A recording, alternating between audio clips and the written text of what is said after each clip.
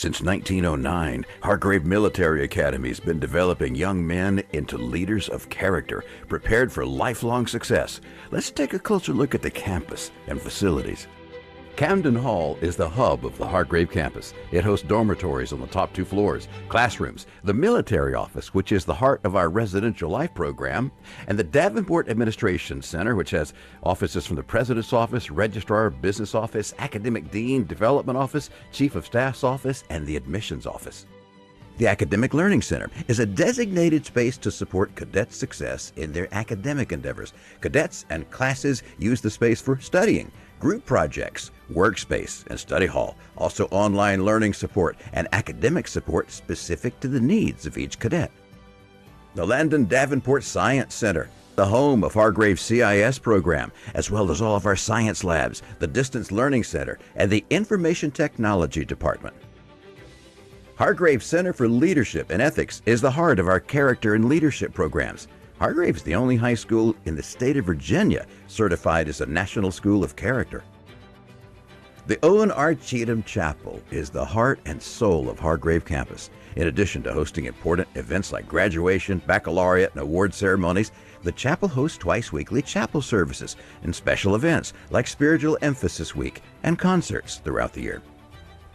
The John D. Smith Dining Hall may well be one of the most popular facilities on campus. Teenage boys love to eat, and our food services team works hard to offer our cadets fresh, nutritious, and delicious offerings, 3 meals a day, 7 days a week. The dining hall also hosts community gatherings like advisor dinners, awards banquets, and a multitude of holiday meals. The Wilmarth Game Room is the perfect place for cadets to fill their downtime with some fun activities and make some memories. Cadets have access to ping pong, pool tables, foosball, video game systems, TVs, and vending machines. It's the perfect place to take a break and relax.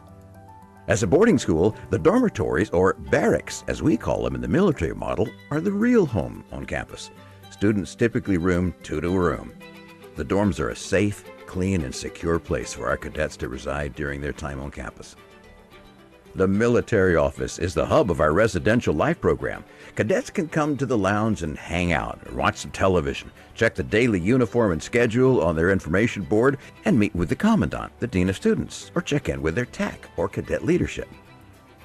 Hargrave is home to 2 military-style obstacle courses. Each course offers students unique physical and mental challenges, along with a little fun. And it doesn't take cadets long to learn that the key to success is teamwork and perseverance. The climbing tower offers cadets an opportunity to practice their climbing and rappelling skills. The reward for success is a magnificent view of the Blue Ridge Mountains at the top and a sweet ride back down. Hargrave's newly renovated weight room is the perfect complement to our vibrant athletics department. Here, cadets can find everything they need to get bigger, faster, and stronger, and it's overseen by trained coaches. The Simpson Parade and Soccer Field hosts the Tigers soccer program. It also serves as the parade field for the academy, where cadets can practice their marching and drilling skills to show off to their parents and proud guests on parade days. The Dick Dyer Field is home to Hargrave's football program. Friday nights in the fall, the Hargrave football team takes the field against teams from around the state. The historic Walter Davis Gym is home to the prestigious Hargrave basketball program. Hargrave's respected postgraduate basketball program is a source of pride for the academy, having produced over 28 current NBA players and scores of Division I basketball players. Having a top-tier postgraduate program attracts a steady stream of college coaches to watch our teams play, and cadets have the opportunity to compete at every level, from middle school through postgraduate. Hargrave's basketball teams pack the gym with excitement each week during the basketball season. The Grant Gym is the site of many events at Hargrave, including sports practice during inclement weather, basketball practices, marching and drill, the twice-a-year Hargrave blood drives, and the Winter Carnival. The Onishi Davenport Aquatic Center, ODAC for short, is home to Hargrave swimming and diving teams, as well as a U.S. swim team. Cadets also use the pool for training exercises, water polo, water safety training and classes, lifeguard instruction, and scuba classes, among other programs. In addition, the ODAC's open to the community for use for swim lessons, water aerobics, and more. The Landon Tennis Center is home to the Hargrave Tennis Program. Cadets have access to its 6 lighted courts. It's a USTA certified tennis facility along with a hitting wall. The Rogers Fuller Baseball Field houses the Tiger Baseball program. Each spring, the Tigers take the field in a competitive private school league. Batting cages and other amenities provide all the tools young players need to develop their skills. To learn more about how Hargrave can help prepare your son for a lifetime of leadership and success, contact our admissions office at 1-800-432-2481 or email us at admissions@hargrave.edu. The engine is starting up. For launch, GC, go. Guidance, go. Fido, go. Prop, go. GNC, go. Max, go. Eagle, go. Ecom, go. Pending final steps to cabin link check. 2, 1.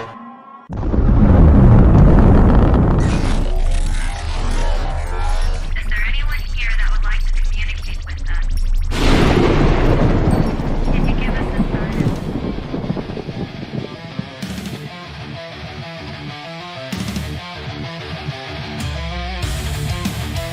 Welcome to the Rift Nation Network, the RNN, putting a slide in your glide and a dip in your hip. Welcome to the mothership, the home of the travelers of the universe. With shows throughout the week, you can find us at Instagram, Twitch, Facebook, YouTube, Spotify, and more. Everything you could want, everything you can need right here, right now. From the paranormal to the supernatural. From comedy to the spiritual. And now, your featured show. Shall we begin?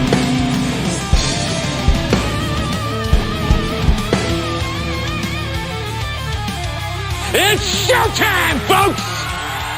Podcast may contain material that some listeners may find sensitive, offensive, or disturbing. We strive to create respectful and informative content, but topics discussed may include mature themes such as violence, explicit language, or controversial subjects, triggering content including discussions related to mental health, trauma, or other sensitive issues, explicit language. Occasionally, our guests or hosts may use strong language. While we aim to handle these topics with care and empathy, we encourage listeners to exercise discretion. If you find any content distressing, consider skipping or seeking support. Remember that this podcast is not a substitute for professional advice. If you need assistance, please consult a qualified expert.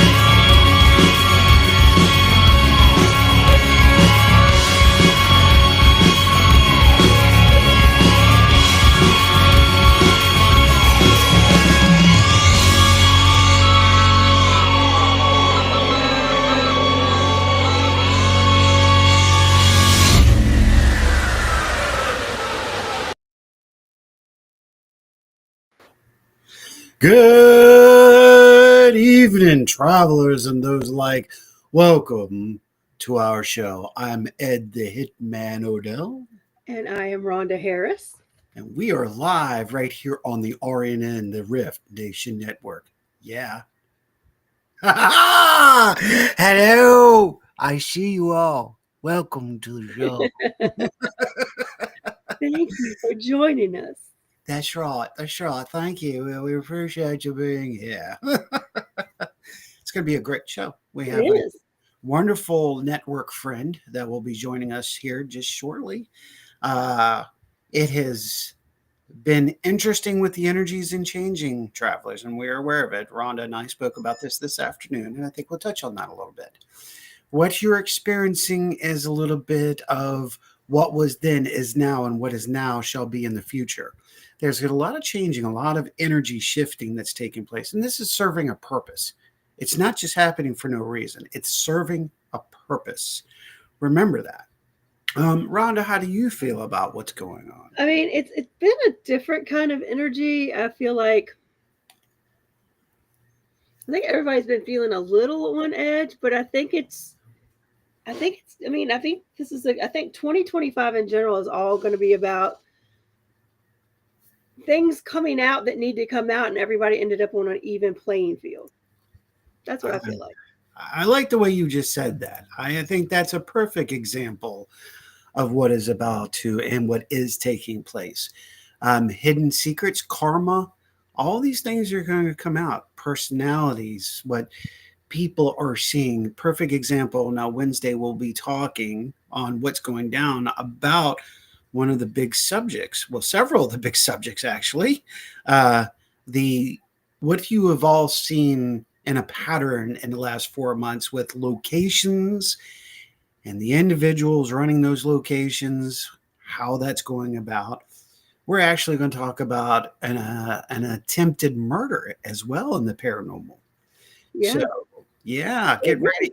It feels like a lot of truth is coming to light, and I think it definitely seems like through all of this, and we're gradually getting there, is people are looking out for other people more, and they're starting to stand up if they're seeing other people treated unjustly.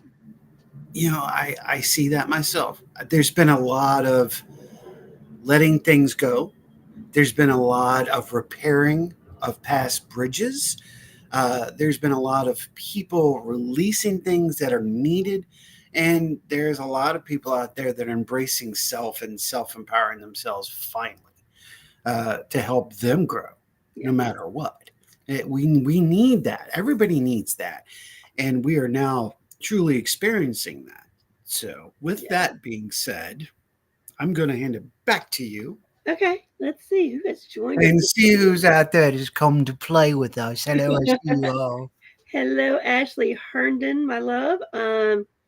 Thank you, Keith Ottersberg, for sharing us out. Hello, Michelle Kleckler Caps. Michelle Wolfong, good to see you. Sean Elliott in the house.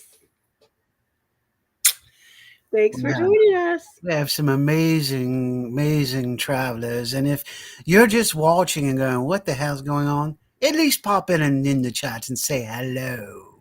Let us know you're here. Other than that, please hit like, share, subscribe. If you're on Facebook, please hit the thumb button and the heart button. Help us be seen, because right now we need to work on the algorithms, and we've taken a big hit with some moderation, and we've corrected that problem. Yes. So that's the whole new process of new music and new formats you've been seeing, and there's with purpose. And please, brother Sean, please. Oh, he did. Very good. Never mind. Very good. Hello. So make sure to share us out to your friends. This is not one of those normal shows. This is really free for all. Anything goes. We could drop the F-bomb at any moment for no apparent reason, just because we can. Oh, it didn't drop it. It just slips out. Slips out on you. I dropped the son of a bitch. I don't know what you're doing. But yeah, definitely. So we want everybody to be a part of this, everything that's going on, because if it wasn't for you, we wouldn't be here. Let's acknowledge. Right. We're acknowledging. The other thing is, we want you guys, remember, the end of the month, this show is his 385th episode. 8 years on the air. It's gone from Riff Radio to Riff Radio Network console to the Orion Effect. And with that, there's a lot of people that deserve to be heard and seen and acknowledged. And we'll be doing that on the show, along with having some special co-hosts, and that show may go 2 hours long because it is our anniversary. Yeah, it's gonna be fun. I'm excited. It really is going to be. Oh, look, the other frog brother jumped in. I'll let you read that. Hello from the bunker in Bon Air, Virginia. The other frog brother. Face, red, heart shape, green game over. He put it all out there. Yeah. Thank you all. Thank you so much if you shared this out. Thank you all so much. And we thank you, Michelle. Thank you so much. It's been a long, interesting road. It's been a long road, a long way to get there. I'm not going any further. However, you know what that means, right? Right now? What? Oh. Dun, dun, dun, dun. The list. Pew, pew. Bang, bang. Pew, pew. That's too wimpy. I don't know. Some of y'all do the pew, pew thing. I thought I'd add it in there for an ironic ha ha ha moment. That's right. It's time for the hit list. Let's get it out. Let's get it shared, and let's get people acknowledged. First Things Network. Thank you for your support. To all of those at the UPRN, we thank you so much as our family.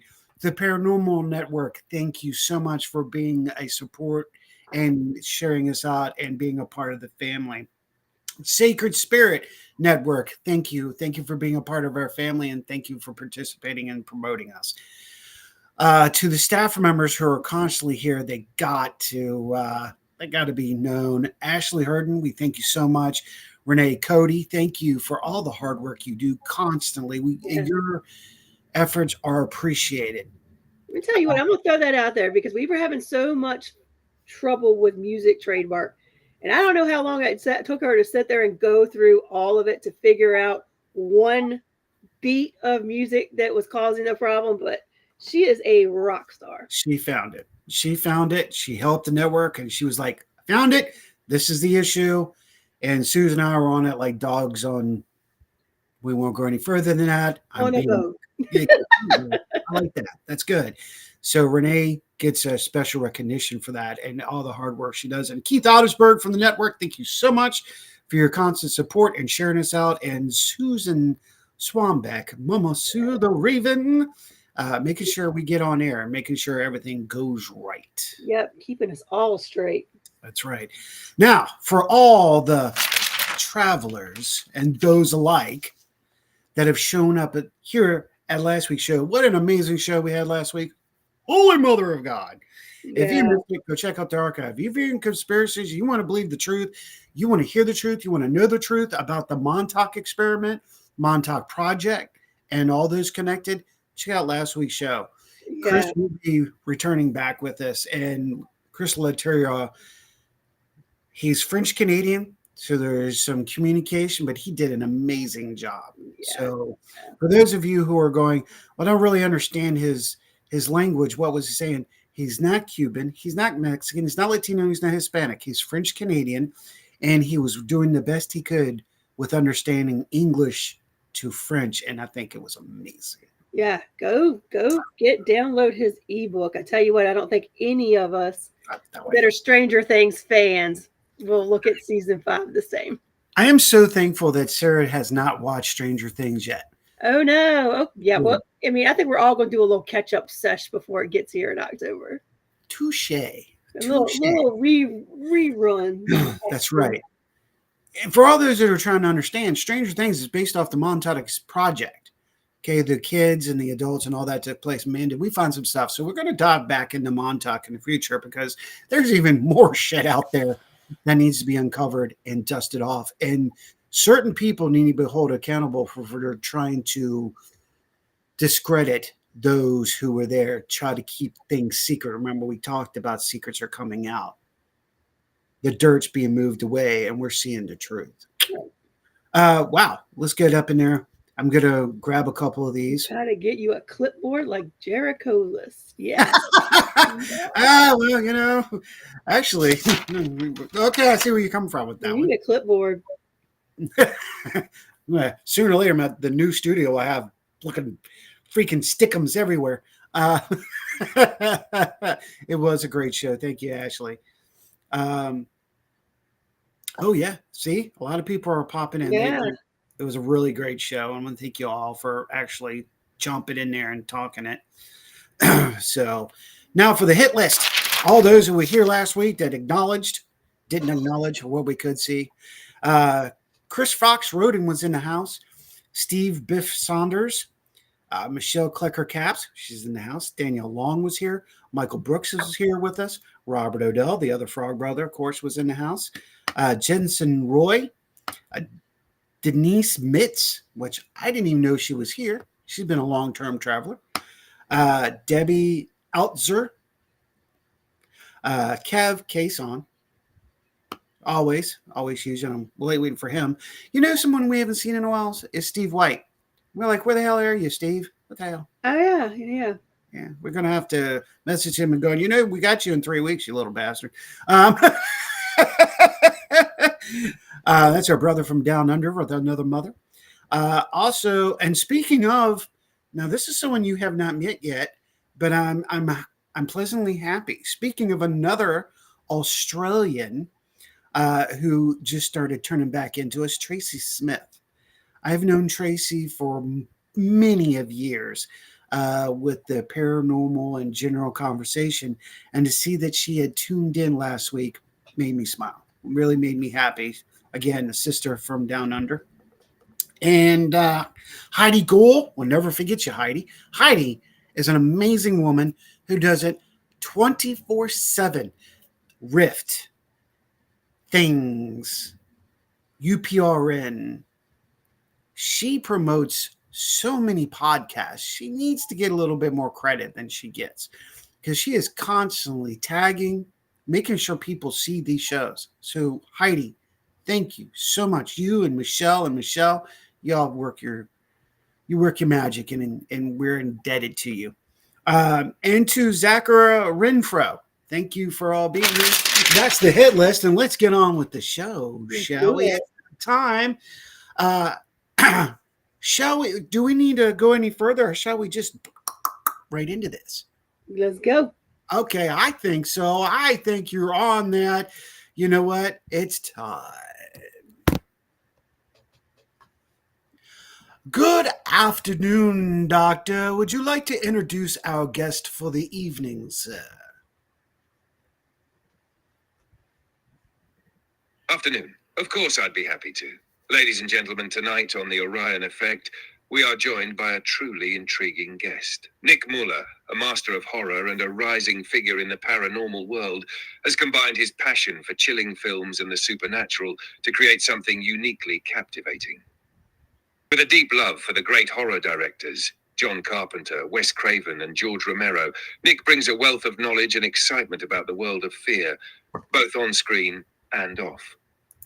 Not only does Nick run the Paranormal Club at Glenbrook South, where he leads discussions and ghost hunts, but he's also the proud founder of The Vampires, a social club for horror film enthusiasts. He's a proud member of the Things Network podcast, supporting the network and contributing to a variety of thrilling shows. Tonight, we dive into Nick's journey in the paranormal, his passion for horror, and what lies ahead for him. Please welcome Nick Mulae to the show. Now let's get into it, shall we? Bravo, and thank you, Doctor. Nico, welcome to the Orion Effect. Glad to be here. Thank you. Ooh, first timer.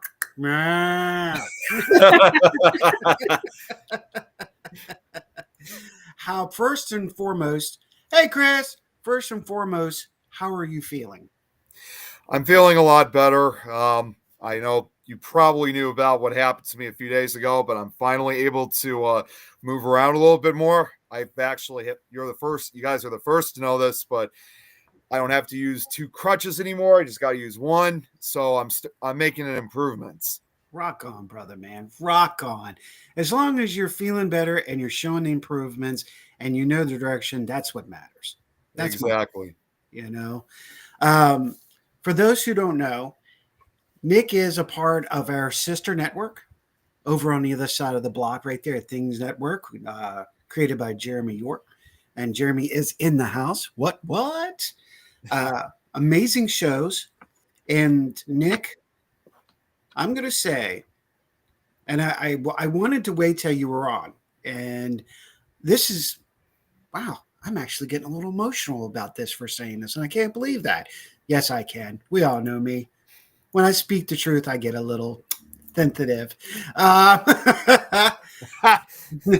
Brother, if there was a person that would be an ambassador to the paranormal, it would be you.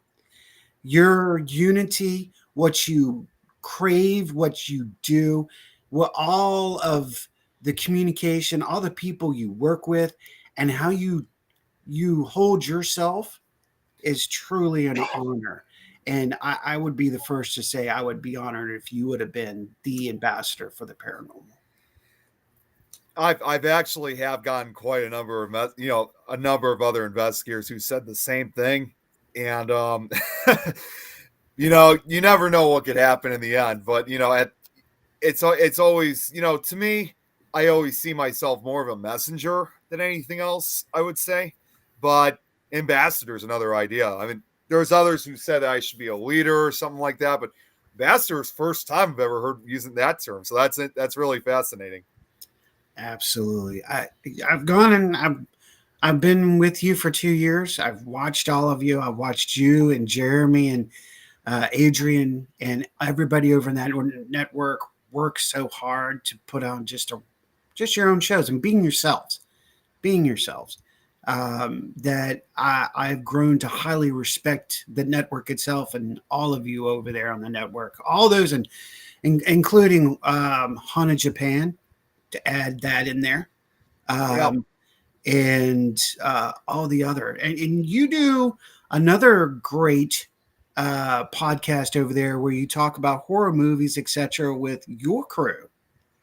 That's correct. In fact, that show is called Fear Fans, and that's ran by one of my best friends, in fact, Don Elmy.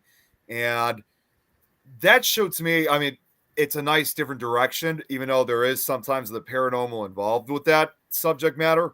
But it's nice. It's one of those shows where it's like you have all these different show hosts that do their own shows to come together, hang out with us, chat with us. It's kind of like one of those television shows, like SNL or something. We have all these special guests making appearances or something like that. And that's kind of the way how I've kind of seen with Fear Fans a lot, is we bring all these other show hosts on to hang out and have fun with us. Absolute. Rhonda, you got anything? Because I'm good. Keep going. Just push me out of the way. Stop your talking. I will. So with that, I'm going to go. And Nick, I'm just letting you and everybody know that we may shoot straight from the hip, which is what's going to happen tonight, because this is like sitting around the table. We've got our coffee. We're chit-chatting about whatever subject pops up. And while our travelers get to know you and your network, if you will, what is it about the paranormal today that is messed up?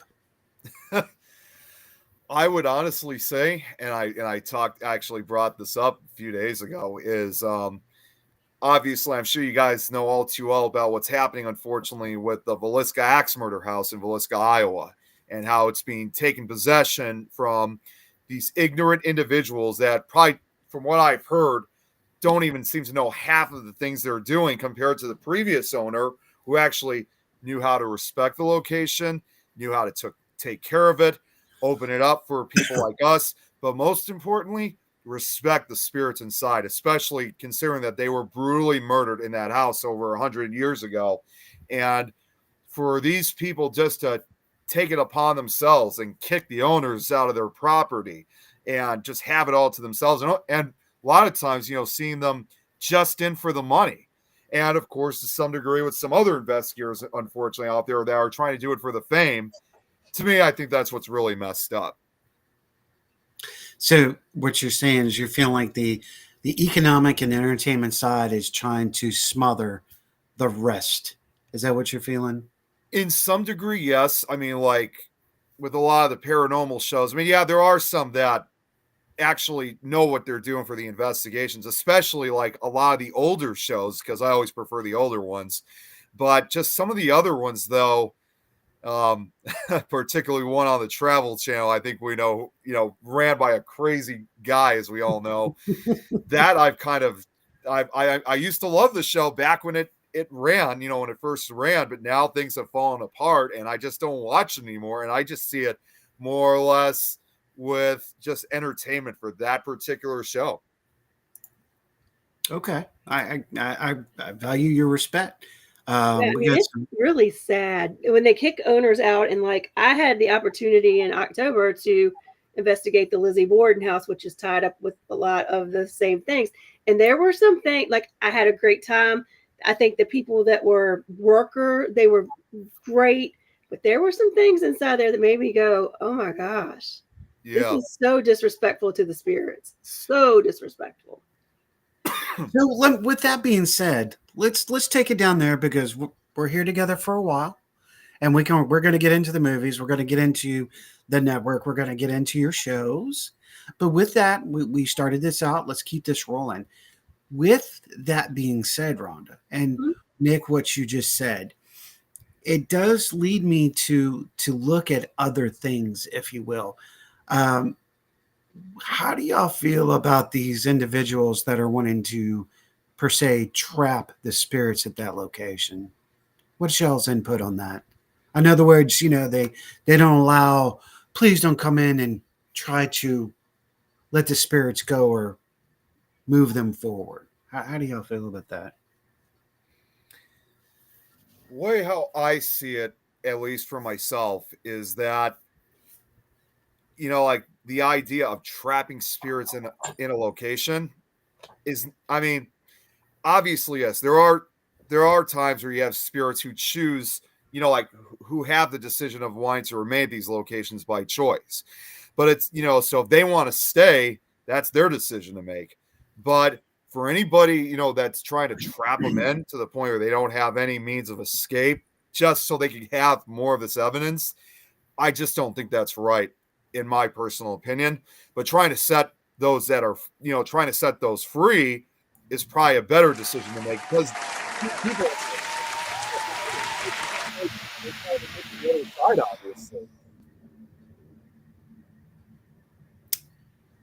I'm gonna agree with you on that one. Rhonda, what's your input on that? And I feel like they just hold on. I don't mean to interrupt. Huh? I don't mean to interrupt.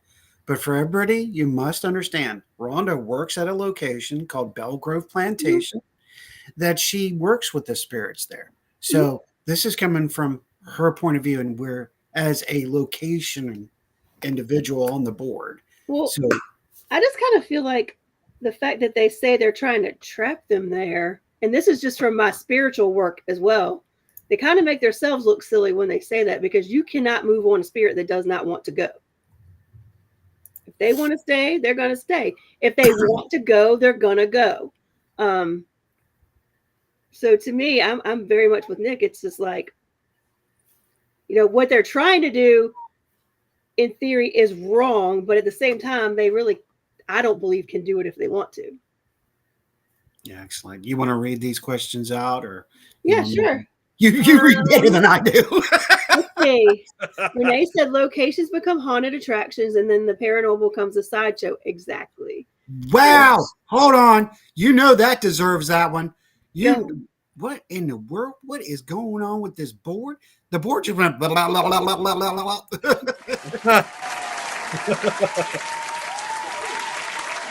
That is 100% agreeable. All right. Ashley said, I think free will should matter. No one should be trapped. Keith said spirits have free will, same as we do. And Robert says, okay, thanks, dude. Right on target. Nick, the damn fake's doing for money, not for research. Exactly. Leave it to my brother to open the can of crap. Michelle said it's up to the spirits. They have free will. Yeah, just like we do. And Michelle agrees.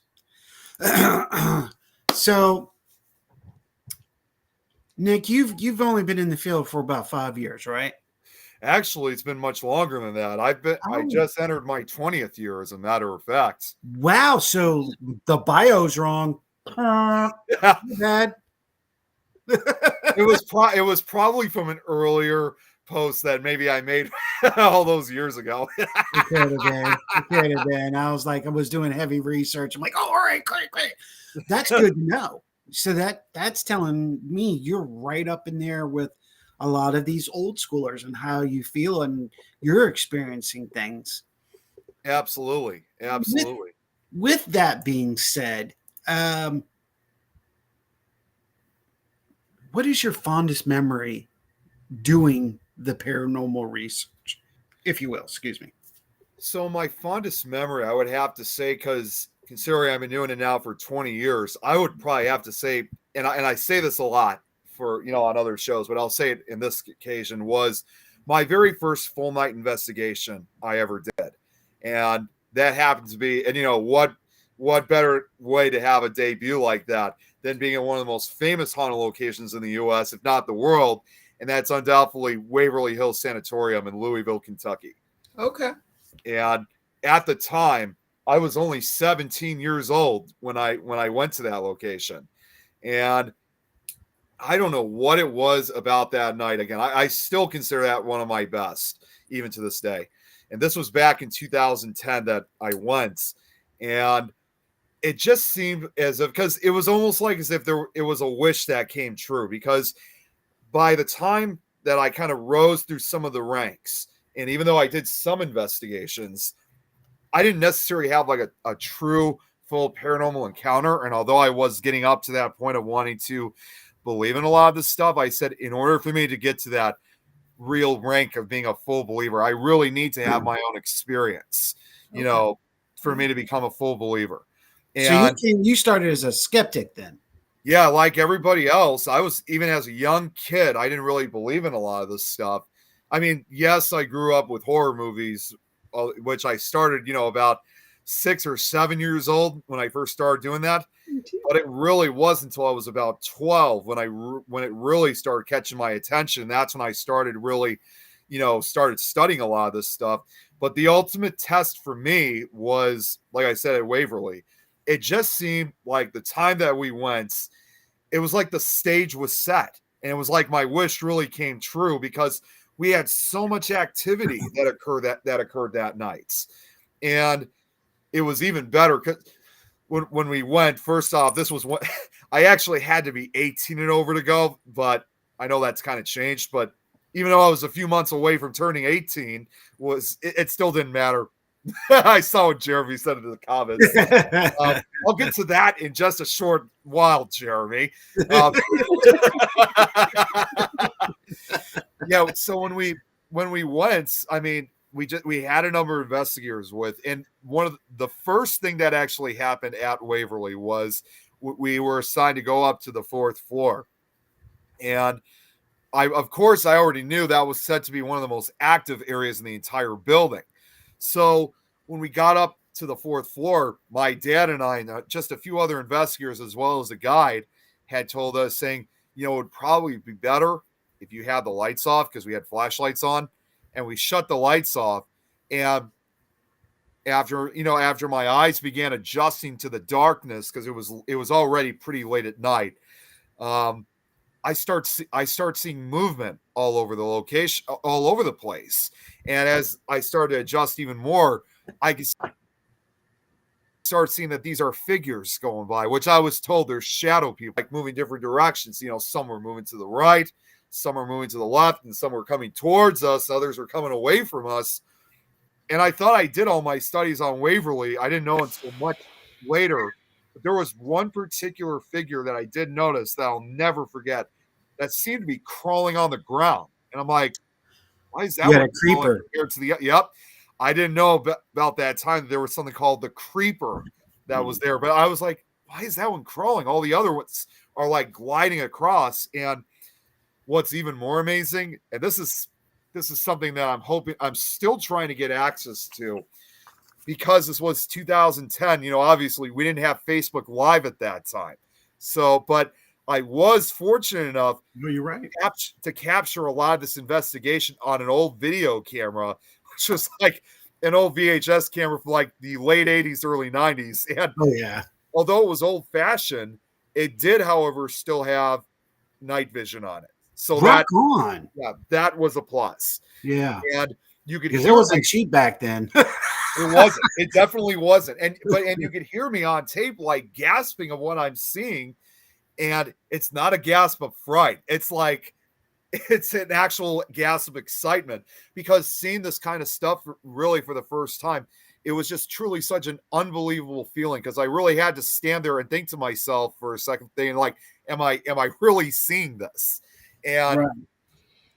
I mean, I could go on and on just about Waverly itself, but there was so much that went on.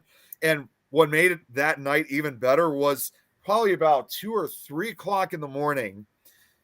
Most of the investigators ended up leaving. And before you know it, my dad and I, other than the guides, we were the only ones that had the entire building, one of the most famous haunted locations in the world, all to ourselves. Score! I mean, like, come on. And especially for a 17-year-old paranormal investigator to have that's a wet boy's dream. What are you kidding? It was. Even this, I wish it could have been closer to my birthday, because that would have been one of my best birthday gifts.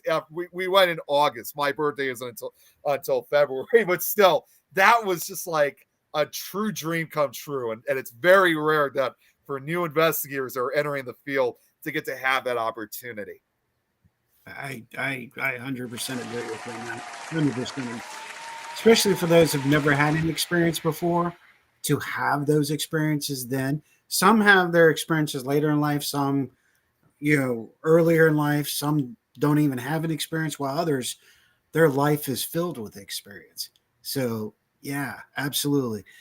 I mean, I've got some more questions that can lead off of this, but, Rhonda, you got anything? I'm good right this minute. I'm sitting here, I'm like, I do not want to take all the show, but me, I'm not going to shut up. So so with that, I'm going to bring in the movies a little bit, and then we're going to go back to the creeper. With you and your love, your passion for horror and gore. Oh, I said that good. That's a t-shirt. Horror and gore in the house. I like that too. All yours. With that, and with you being in depth in these movies, do you think there's a possibility that then or during your investigations from that point on, do you think these dreams and interpretations of these movies have been a part of, you might have seen something that wasn't there because this is a recall from your subconscious projecting out? I think in some way, I would probably say yes to some degree. It's a little hard to describe, I would say, but more importantly though, I think it would definitely be some kind of like a sort of prior experience or something like that. In fact, I know Jeremy's still watching. I think probably one of the best examples of something like that. It wasn't necessarily even a paranormal experience, but it did occur during an investigation. Was Jeremy and I, almost 4 years ago, we ended up going to Salina, Kansas for a special Paracon that we were having at a Masonic temple. And we actually had, oh my God, what was his name? I already forgot his name. It'll probably come back to me, or Jeremy will probably help me out with it. We had a special guest that was leading the investigation. And fortunately, I was a part of his group, though I was kind of a little bit behind because I was still putting my equipment together at that time, because I didn't know exactly what time we were starting. It was supposed to be the quote unquote world's largest ghost hunt. And, it was there. It was okay. Yep. Okay. And Mustafa. Mustafa. Yeah, okay. He was there with us. That was my first time meeting him in person. He great guy, very awesome paranormal investigator. And I was taking part in the investigation, and at one point, just like anybody would have to during an investigation, I had to go use the washroom quickly. Well, one of the guides took me over, and this Masonic lodge, like where we actually were, we were like in a sub basement. There was like a secondary basement, which was the actual one, which it's huge. It almost resembles more like a factory, honestly, than just like your typical basement.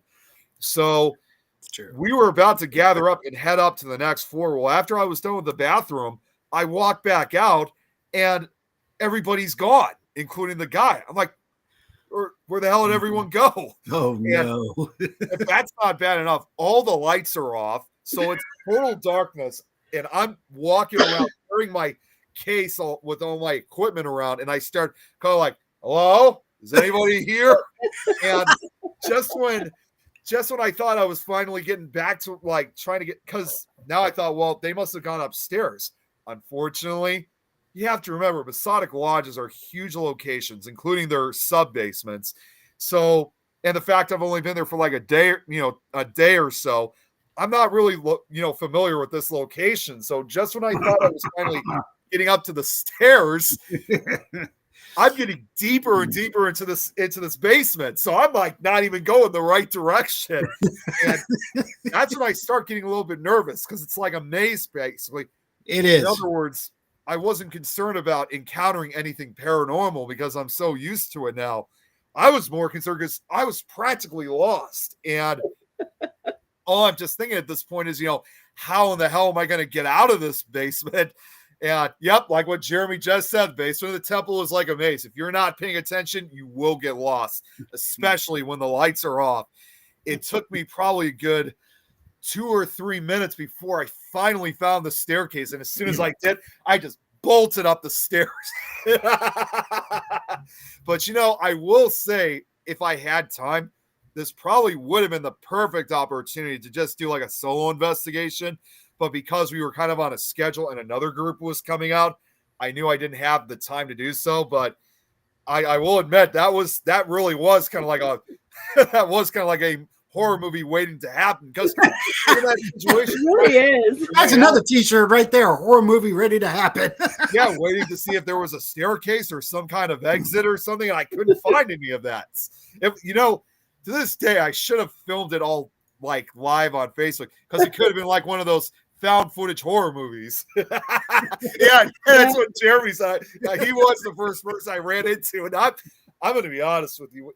It's funny to think now, but at the time when I finally got upstairs, I was so pissed off. I was angry because it's like I was more angry with the staff because just like anything, they're supposed to stay behind, for safety reasons, and They didn't do that, unfortunately. You're right. So that brings me up to another question. This is why we do this. Oh, folks, you might as well got a pot of coffee. This could be a long night. So here, talking about this now, you brought up the point about doing special events and public investigations. How do you feel about public investigations? Please be honest. So I have two different views when it comes to public investigations. I mean, for the most part, one side of me, I don't really do very many public investigations for the most part, because when you have a whole bunch of people around, it's going to cause a lot of interference, too much noise. I just don't really do the public ones, even if they have like a lot of the big names there. I just don't do them because it's just too much. But on the other hand, if you have, let's say, like a group of people that are wanting to learn this kind of stuff, Jeremy doing shows lasting 3, 4, 5. You know what? That wasn't over. He was commenting. Who was it said they were? Oh, was it Crazy Joe or Insane Joe said he was coming? But looks like Jeremy's on you like pretty good. Yeah, he is. Hey, where is Insane Joe? You said you were going to be here, Joe. Hey, Kev. But yeah, like my other thought, like if you have a group of investigators, like let's say if they were like wanting to learn this kind of stuff, that's also kind of a different story, because then you got people obviously who, a lot of them, 90% of the time are usually they're very patient, quiet people. And, also not to mention you got some also interested that may want to join our crew and whatnot. And, obviously they have interest in wanting to work with us. So while I don't do much of the public ones, there are exceptions. In fact, perhaps one of my still to this day, one of my favorites. And this is one of the few, this was really a trainer's public investigation, if anything else. About over 10 years ago now, we actually did. Not many investigations usually go like this. We actually did an investigation. This was with my old team that sadly we no longer run anymore. But we did what was basically called a Boy Scouts paranormal investigation, where we had Boy Scouts kids involved in this investigation. Now, understandably, it wasn't a full night investigation. It was just, during the evening, between 8 to about 10 or 11 o'clock. Right. And a lot of these kids that were with us were between the ages of like 10 to 13. And although it was Boy Scouts, there were actually a few girls that joined too. So it was for everybody, basically. And we obviously made sure, most importantly, when we did this, that we had the parents' consent. We were ensuring their safety. We were chaperoning. But at the same time, we were teaching them, how the stuff worked. And not surprisingly, yes, some of the kids were kind of afraid of this, even after we gave them the education about this stuff. But surprisingly, a lot of the kids loved it. They never left disappointed. And that was, I would definitely say to this day, that it was definitely a successful event. They got to experience some type of activity, which I got to give credit to them, even though obviously a decade has passed and they're all grown up now, that they were brave enough to face this kind of stuff and were willing to experience this type of activity. So that was quite a rare exception when it comes to public investigations. Well, let me ask you and Rhonda both the same question right now, because while you were talking about that, this is how it happens with me. One question will lead after another. When I hear something, I'm like, oh, another question. So going into public investigations, why do you think that some places, give me your opinion, your insight, your experience with this, you guys, why kids and teens should not be there? I can understand if it's 13 and prior, because their development, their sense of veil, the possibility of getting attachment is on a much greater scale. But once we're in the 14 and up, how do you feel about these individuals from 14 to 18 being at these public investigations? And why do some people feel like they shouldn't be there? Because some teenagers are brats. They are. Hold on. Just because she went right there, Nick. He went right there. Some are rough.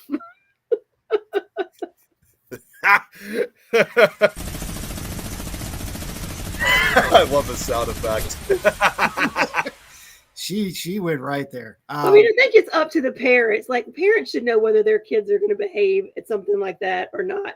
The worst I had, because, Howie, you and I both have children of like my teammates that come on investigate, some like 12 years old, and some of, our friends have teenagers, and they're very respectful and they want to learn. And then I've had the ones that are sitting there mimicking and mocking and just being kind of, which disrupts everybody else in the group. So I think, whether your kid's a smart aleck or not. Come on now. So for me, when it comes to like teenagers and stuff like that, I definitely would actually agree with Rado with a lot of it. Yes, they can be brats at times, but I know not all of them are. Right. We definitely do have a number of them that actually want to. In fact, again, another example of another location where I did somebody, this was just like a few years back in 2018, is I'm sure you guys have heard of Joliet Prison, if that's correct. Mm-hmm. So, and I'm not trying to take credit, but I actually did help out. I'm actually one of the very first paranormal investigators to actually investigate Joliet Prison, because as you guys know, where I live in is Chicago, Illinois. And I'm only an hour, and where I'm at, I'm only an hour away from Joliet. So it's not. Let's say my ex-wife is from Joliet. Oh, really? Okay. Yeah. So when Joliet Prison, I mean, for it had, prior to this, it had been basically closed down for almost 20 years. So any investigations that were conducted prior to 2018 were obviously illegal. They were trespassing. Right. But this was the first time where they were finally opening up the gates for us to investigate. And ironically, this was about a year after, all this talk about teenagers. There was an incident where 2 teenagers actually broke into the prison in the year prior, and it was obviously an arson. They set fire to one of the buildings. So when we walked in, you could still see the evidence of that building. I mean, the building was damaged, but it was still standing. Basically, the roof caved in Fortunately, though, it was not like on one of the oldest structures of the building, not one of the historic areas, but this is still quite a historic prison. And the first investigations we did, believe it or not, they were, yep. And what Robert said, most people would remember Joliet Prison as from the opening scene of the Blues Brothers, the gate, right? Same exact prison. I actually took part in one time actually opening the gate myself, which unlike other prisons where, it's like all electrified, like they use a remote control. It was still one of those prisons that you had to rely on using a handle to open it up. And I actually was able to open it by twisting and turning it. And it was quite an honor to actually do that. But during these, and again, few times where I did public investigations once again, because not surprisingly, because these were legal investigations and people were going in legally, we had a lot of people that came in who wanted to check this out for the history and the paranormal side. So again, I ended up taking part of being kind of like a volunteer of being involved in the investigations. And I was surprised that during some of these investigations, we did have, I would not necessarily say young kids, but we did have some kids that were at least as young as 16 to 17 years old. And many of them came up to me and asked questions, involving the facility. So, and they were, and I can still recall they were very respectful. They were not here to just like fool around and thrill or anything. You could tell it was clear. They really wanted to basically be just like us.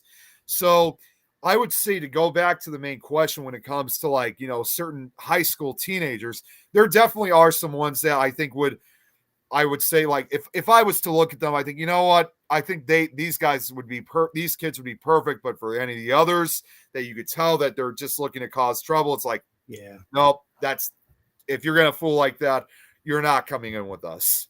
Yeah. That's, I don't think you could have said that any better than what you just did. Yeah. I mean, this leads off to many other questions, but I'm going to try to stay the focus on this. We're actually coming up on the top of the hour.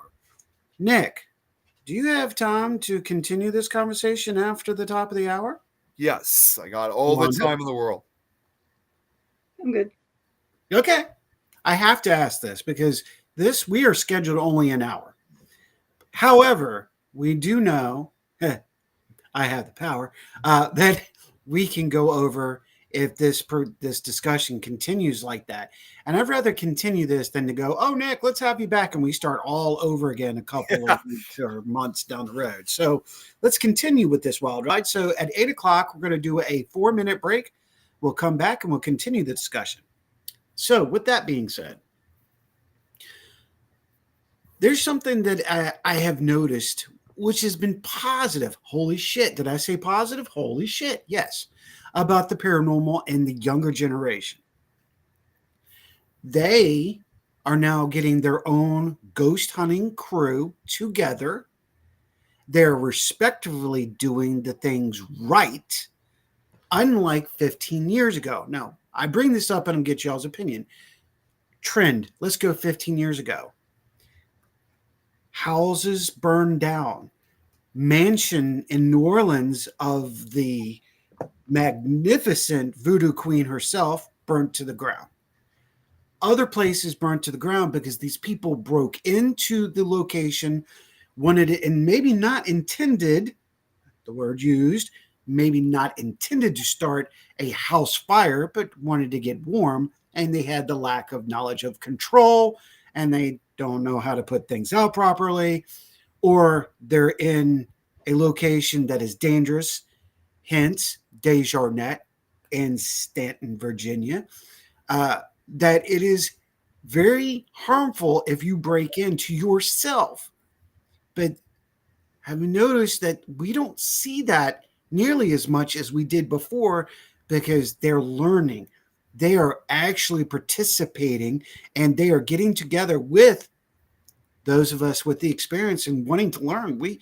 My team right now has 4 under 18 trainees because I want them to learn the right way. The law is the law. We have to abide by that. And there's ways to go with it and against it and around it. communication, talking to the location owners, talking to this. If they say no, if the county, if the state says no, it means no. And a lot of YouTubers, unfortunately, here it is. The explorers are now causing that rift again. How do y'all feel about that? It's kind of hard to say from my perspective, because, you know, it's obvious that there are definitely a lot of younger generations out there that want to, you know, take over this legacy that we've had, and they're so destined of wanting to be like us that it's that kind of situation where it's like they just don't want to wait till they grow up initially. They want to basically be part of the crew. So for starters, I don't blame them for feeling that way. But of course, you know, like when it comes to like, of course, trespassing and whatnot, obviously I would disagree to that, because not only is it illegal, of course, most important, and it's not just for kids, it's obviously for adults too. You know, it's not only illegal, Yeah. dangerous. You know, there's just, if there was some type of law like that could be negotiating, you know, like for kids that want to take part in this, you know, I would definitely be all for support. In fact, there are some locations I can tell you. Well, I can tell you that I don't remember what the location was called. It's a hotel. I think it's somewhere up in the East Coast area. Again, it's been a long. I just can't remember the name or exactly which state it was in. They're pretty strict on, you know, having kids at this location. However, they did set it to a little bit lower than 18, though. They said this hotel is so haunted that no one under 16 can be admitted into this location. So at least, so at least to some degree, that, because I've actually kind of been agreeing more with it, like to be like an actual full-fledged paranormal investigator, and I've seen a lot more. It seems like you can kind of say by our law, if you will, that it seems like the youngest is at least 16 years old, which I could work with that. That's perfectly fine to me. A lot of other groups and investigators are doing that. So that to me should be like, I mean, let's think about it too. That's the same age too, where kids, they're able to support themselves early. So I think in a way, Jeremy, I'm not sure if it's Shanley or Washington. It's been a long time. Oh yeah. But yeah, I would think 16 would probably be the perfect age for them to be full paranormal investigators, at least in my personal opinion. Good point, Kenny. Good point. Thank you for bringing that up. I didn't want to get to specifics, but you know what? You brought it out, and we'll just talk about it. I mean, there are locations now in the world, especially the United States, where they just don't want you to go, and there's public reasons, military reasons, structural reasons. So I agree, and I go with that, Kenny. Rhonda, how about you? How do you feel about that one? I mean, I think 16 is a perfect age. I mean, we have one of our investigators, her son, I think, is 12 now, but he's been coming with us to like Belgrove, the one we support, since he was like 10 or 11, and he's just been watching, but his mom is also there. So I think there's also something to do if you're knowing the parents. And so if the parent is with them, then I think, you know, it's kind of the parents' call. Yes. I think too young is too young. You know what I mean? It's just they're not quite ready yet. But I think anywhere from, you know, because some 14-year-olds are very mature for their age. I think it's kind of up to the parent to know whether your child can handle this or not. I agree. And also bank it on what location you're at. You know, is this going to be somewhere you're familiar with, or that has, you know, different vibes or things like that? So, but I mean, I think, you know, I think adults can be just as bad as children nowadays. Yeah, especially college age ones. Right. Touché. The lack of common sense is kind of sliding down the hillside. I'm just saying. Right. Well, I'm going to be honest with you guys. Again, this was another investigation I took part of a decade ago. So again, once again, these kids have grown up since.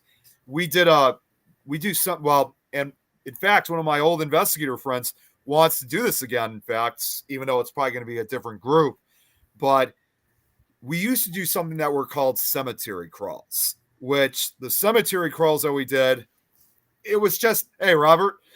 He's here. He finally made it. A brother from another mother down under. Yep, I made it down to the basement.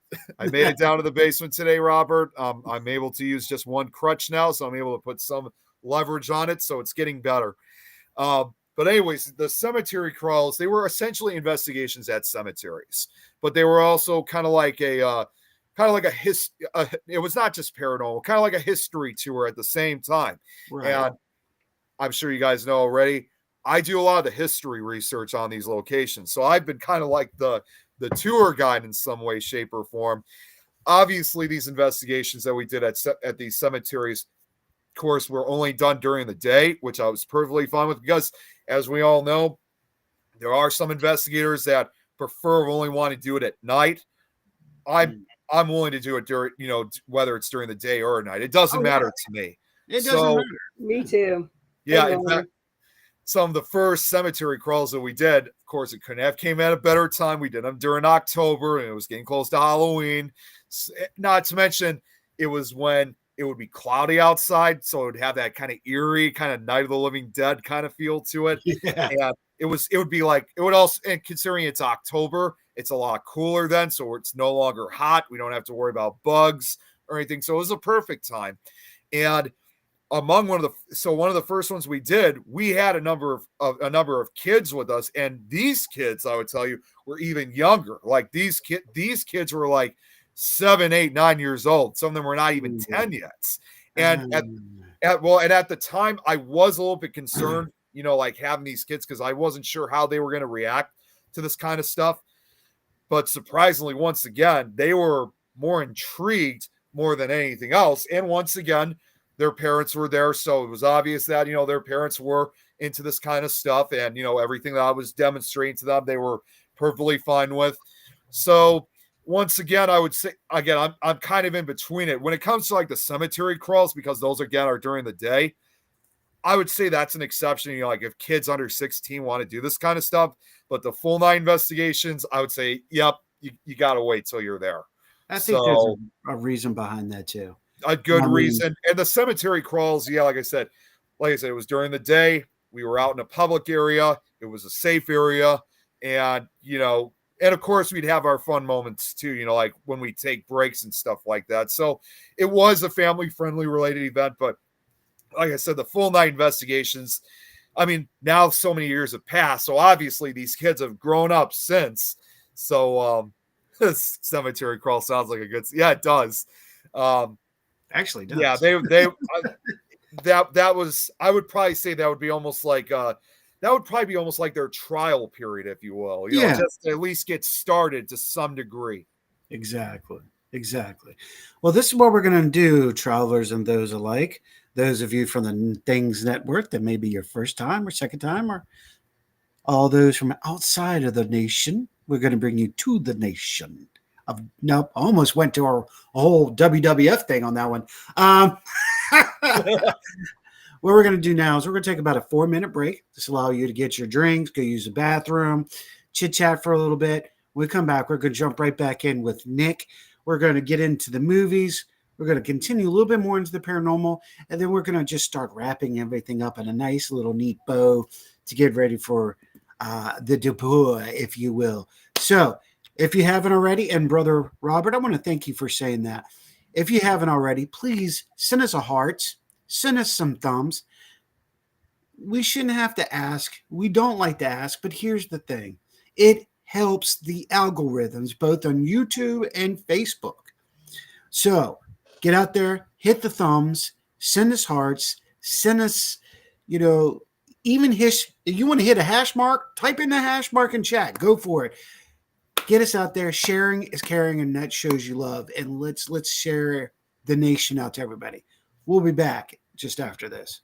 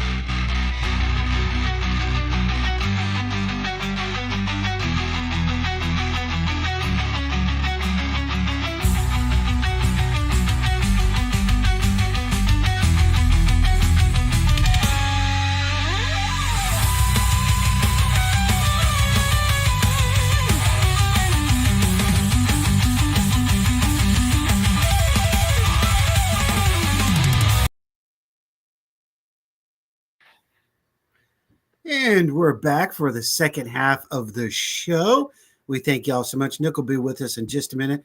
I think I need to catch up. A couple people have been hitting up. We had some sneak in. Let's catch up on that. We are the nation. That's right. I can't say any further, but yes. Thank you, Jeremy. We are all one big nation. Hello, Lois. Lois. Hey, Lois. Your girl is in the house. I know. Is. He's always a big supporter of ours. Oh, look at Robert. Thanks, Nick. RNN, awesome. Thanks. Absolutely. Thank you. I can say that, brother. He's required to say that, though. Yeah, required. You better not say anything else.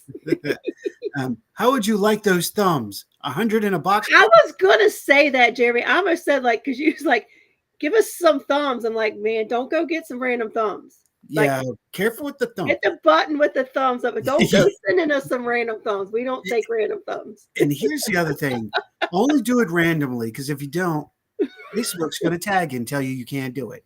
Just randomly get a double, triple thumb. Randomly hit a double, triple heart. So I don't want to see you guys get nailed for that. Good point. You can support the Rift Nation Network by sending stars. Thank you. Absolutely. That's about to initiate the system. We got takeoff for that. So we're going with that. Jeremy's like, laugh out loud. He's disappeared into the background. He's here. And then he's not. He's here. Kevin says, welcome back. And Lois asks, how's everybody doing tonight? We're doing excellent. It's been an amazing show. We're looking forward to the second half even more. So, Lois, if you have not met our good friend Nick Mulae, Nick is from Things Network and Multiplicity of Things. He's I'd like to call you a handyman, if you will. You get your hands in everything, man. Yeah, I tend to do that. So let's continue with everything. Jeremy says, back in the day, he used to phase in and out of the background. I'm probably going to do that again eventually, Jeremy. Thank God the backgrounds have gotten better. Technology's gotten better. Thank God. Yeah. You know, because right now the studio is still being developed. So I'm using the fake background for now. So this studio here. Now, I want everybody to know that if you're first time here, or if, you know, we are based out of Richmond, Virginia. I'm on the place called Holland Springs, and Rhonda is in. I am in Lakeside, Virginia. Yes. Now, to clarify that, there's two lakesides in Virginia. I just found this out in 2022. Lakeside that she is in is just outside of Richmond, not the lakeside that's in Roanoke, which is when you do your addresses, they get the lakeside. That's why we can't in Lakeside use Lakeside. Yeah. So I found that out. That was a little tidbit of interesting news. Yeah. So, and Nick, you hail out of Chicago, Illinois. Chicago. Yeah. We'll have enough of that. Chi-town. Yeah, that's right. Chi-town. That's right. That's what we call it over here. Now we're gonna come back because you just brought up a very good point, Rhonda. You just gave me another question. Let's go back to the first half and let's talk about the creeper for a second. And the reason I wanted to bring this up is because Virginia, St. Albans, has its own creeper. Yes, many of these asylums have creepers. So let me ask you guys, what do you think this creeper could be or is? Your thoughts? Seeing there's multiple. Illinois.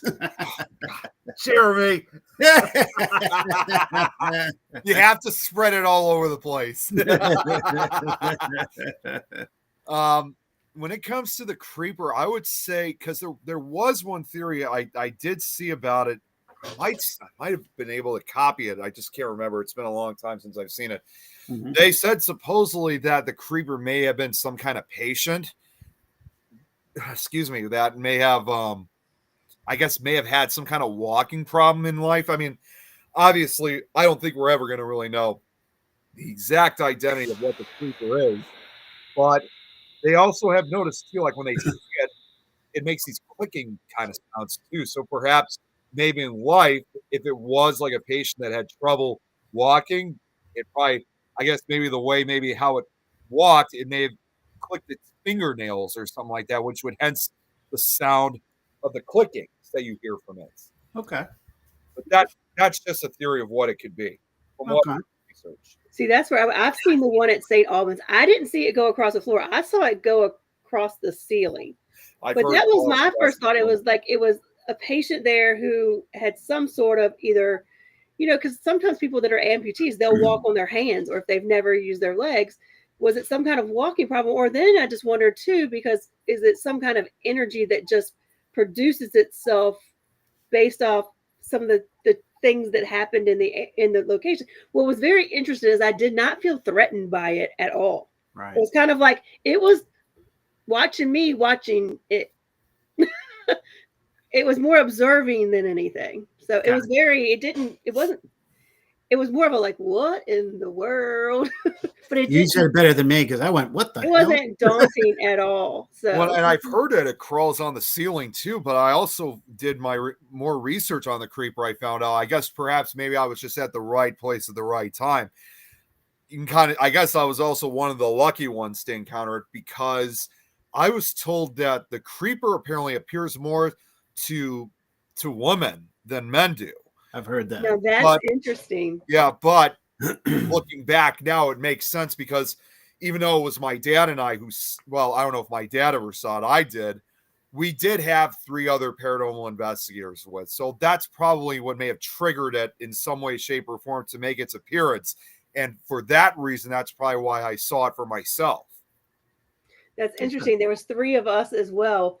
And it was me and my friend, who's a female, and then a guy on our team, and he had walked through the threshold of a door into another room, and both of us are just like, he looks back at me and sees, she's like, you see that too? And he's like, what are you seeing? What are you seeing? And we're just like, we just Ghost man does anything. I actually do sometimes call him the Spider-Man of Waverly, because he does crawl similar like Spider-Man does. Yes. I think through the experience, acknowledgement, and research, there's definitely several avenues that this could take. First, majority of these seen are in institutions. That would lead me to what you guys were talking about on the physical ailments. Someone who may have MS or had MS, a patient that might have been abused, and this is how they're shaping out. It could have been somebody with epilepsy. It is a possibility. We also know that back in the 30s, well, let's go, 30s, 20s, the early 1900s, there were sideshows. And if you had a disability and you looked unusual, guess where you went? You either went to the circus or you went to the asylum. So it leads into that. The other theory is possibility. Could it be possibly alien? I actually believe that, because these energies are drawn everywhere. This could lead me back to the whole demon conversation, and that's a rabbit hole that's really deep, and I'd rather not go into that tonight. However, it is a possibility. The next one could be a dimensional being that's drawn, or just a dark creature. But like you all have said, and I agree, I've never felt threatened when I've seen it. Now I've come across some very negative stuff at St. Albans, which is really unusual, because the bad stuff never took place at St. Albans, which is why I'm intrigued by it. It always took place in Desjardins or Western State or Eastern State. St. Albans was a institute for the upper echelon to go to get out of the public, to rehabilitate, etc. So it's intriguing to me. It's kind of on the same level as the Lady in White. Every nation, every society has their own myths of Lady in White. But isn't it interesting how she always looks the same? Same thing with the creeper. Same dress.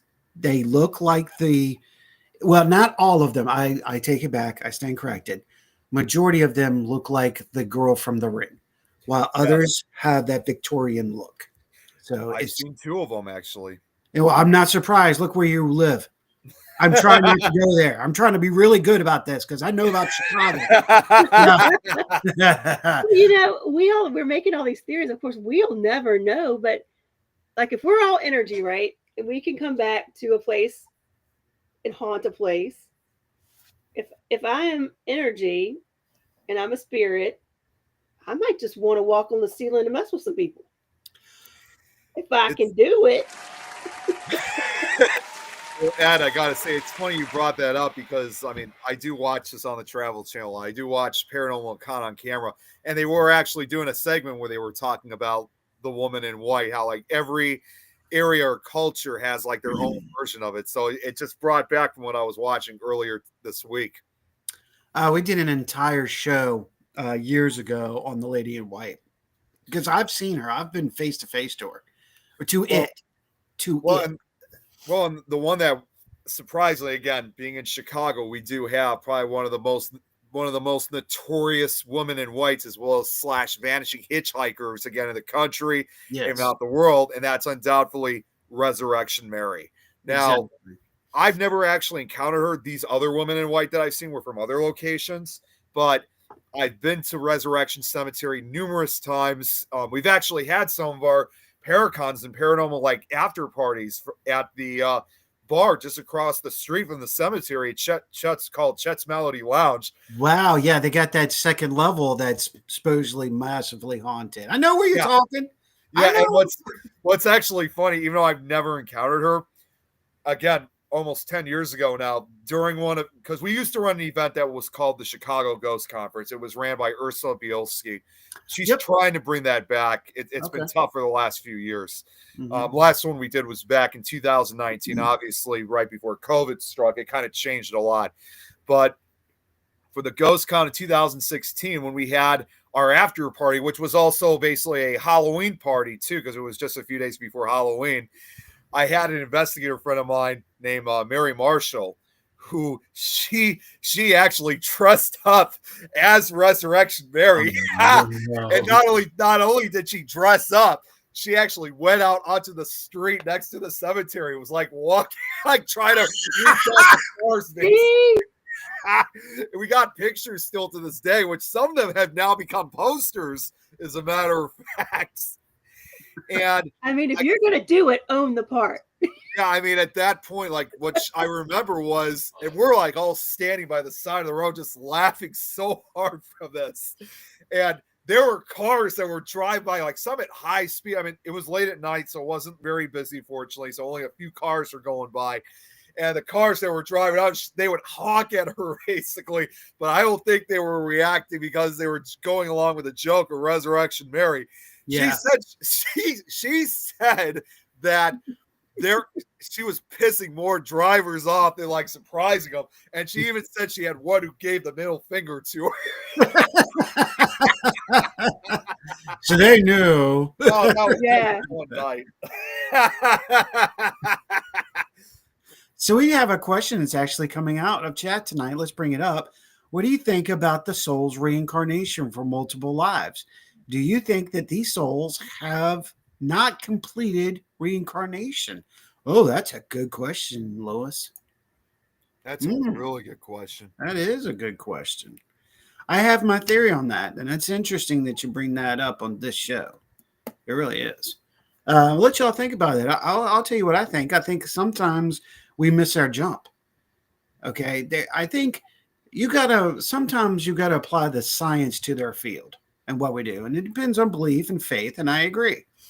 However, that's why I feel some of the bodies that are in our living society right now are not that. And I've said it before, and I'm just going to say it again. They don't have souls that we think. I think there are times that these people miss the reincarnation. They miss their jump. Therefore, they become the ghost or the spirit because they don't have a shell to move into that they were supposed to. However, other times, maybe they've learned their lesson and they've returned home where we all came from. This is just my opinions, my beliefs. Other times, if the reincarnation was not completed, maybe they jumped into the wrong body. Maybe this can give away to some of the social issues that we have right now. And hear me out. We talk about transgender. We talk about transsexual. These are interesting subjects, and this is a plausible theory that could very well be possible. How do y'all feel about these? It's a really good theory, honestly. I mean, I definitely would have to agree with you on that. Like that particular theory of how it could be, because I was thinking before, like maybe it's because their lives were cut short, and that they're being given a second chance to relive a full life. I mean, they may lose their memories, but at least they would finally have a new body and try to start over. Because when you really think about, like, let's say if it was somebody that had a really bad life, like let's say if they had sadly like an abusive childhood, maybe they were abandoned or they were bullied, they were neglected, they lived a life of crime. And let's say if they even went all the way to the extent, like let's say if they murdered someone and they had to go to prison for the rest of their lives or something like that, because it's like for some of these people, the system failed. They never got the help. They never got the love, support that they should have got. They never got the education or never got the understanding of what's right and wrong. So they may still end up living their lives out in prison, but at least they would be given a second, in some way they'd be reincarnated and try to start all over again. That may also explain why sometimes the memories disappear. Like, it's almost like, okay, we're going to take these memories out of you, so that way you don't have to think about those. We're going to give you a fresh start. You're going to be, this time you could be a good person in life. Well, meanwhile, we have all these other people running around that can recall their past lives. Yes. Look at the little 5-year-old boy who knew he was a fighter pilot in World War II and can give you names, locations, ship, what he did, when he did. And then, of course, as he got older, he started slowly forgetting the information. But again, leads to points of age. I found that interesting. I'm sorry, Rhonda. Oh, God, sorry. Yeah, I know. Rhonda, go for it, girl. Okay, well, I can look at this 3 different ways. Well, one is kind of what you got a 3-way. I believe that, like you said, maybe your tour of duty, if you will, is done. You've learned the lessons you were brought here to learn. You're done. So maybe then your option is I can go hang out somewhere I really loved. Or maybe I'm just showing up as a guide for others, something of that nature. The other thing is, who says that because you reincarnate, that you reincarnate immediately? We don't know. Yeah. We don't know. Is there a period of time where maybe you were an observer of other things before you reincarnate? I don't know. The other thing is, if you follow shamanism, if you believe in shamanism, their belief is that when something traumatic in your life happens, so say you're murdered in your house, or something devastating happens to you, even if it's just heartbreak or something of that nature, every time we go through those kind of traumas, we lose a piece of our soul. Mm-hmm. And we might lose it in that location. So there is some belief that what a haunting is not necessarily always the whole soul, but it's the piece that got left behind until you can bring it back together. I'll go. I can definitely go with that one, you guys. Absolutely. Robert says memory reset didn't take for those kids. And there you go. There you go. Well, yeah, and there's that theory too that children come in with the all-knowing anyway. They come back in the world all-knowing. It's their learning behavior that takes them away. So maybe he just remembered. He had it all and was able to recall it.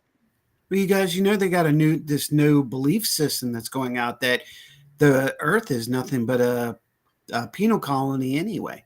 For that, we're here for a reason, because we cause too much havoc in the universe. So all of these are very good possibilities.